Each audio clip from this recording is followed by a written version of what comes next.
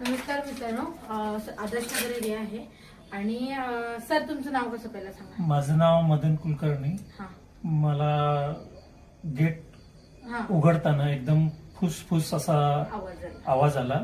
मग मी लाईट लावून बघतो तर साप पळून पुढे जात होता.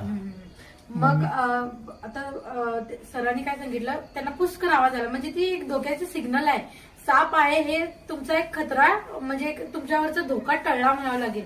कारण त्यांना आवाज केला म्हणून तर तुम्हाला कळलं की साप आहे म्हणून. हे बघणं फार इम्पॉर्टंट आहे.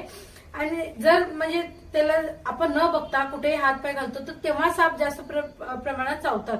आता त्यांना दिसला म्हणजे तो पूर्णपणे डोका टळलेला आहे. आणि सरांनी मग पाठलाग केला त्याचा, कुठं गेला, पूर्ण पॅक कंपाऊंड आहे. अशा ठिकाणी सुद्धा साप येऊ शकतात, कुठंपर्यंत आतपर्यंत येऊ शकतात. बघू शकता मोठं पूर्ण कंपाऊंड आहे आणि इथं त्याला कुठंही जायला जागा नाही, तर तो इथं येऊन बसलाय. सरांनी पूर्ण त्याचा बॅटरी घेऊन पाठलाग केला आणि मग एंडला तो साप तिथं दिसला. आता बघूया आपण. इथं बघा कसं कसं बसलाय. घोडदतीचा साप आहे मित्रांनो. सर बॅटरी बंद करा तुमची. बघा कसं कोपऱ्यात येऊन बसलाय. तर पहिला त्याला रेस्क्यू करूया.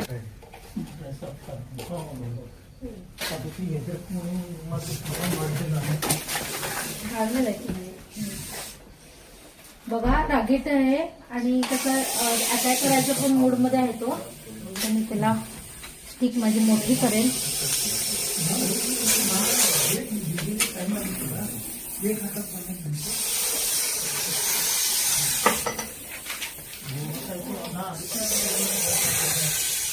कारण हातात घेणं फार डेंजरस आहे आपल्याला. पहिला आधी पॅक करूया आपण याला.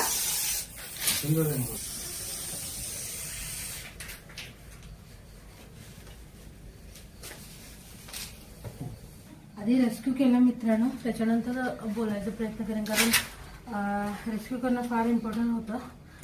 आणि हातामध्ये साप घेऊन तुम्ही पण कमेंट करायला मला की हातामध्ये साप घेऊन मॅडम तुम्ही बोलू नका.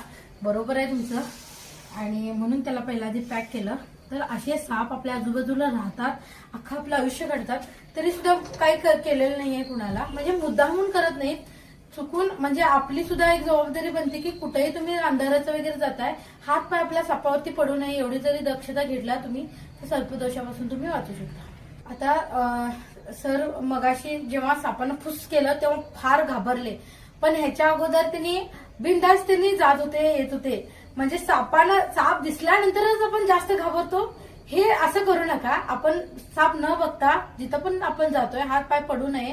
म्हणजे कुठेही जाताना टॉर्च घ्या. अशी तुम्ही दक्षता घे.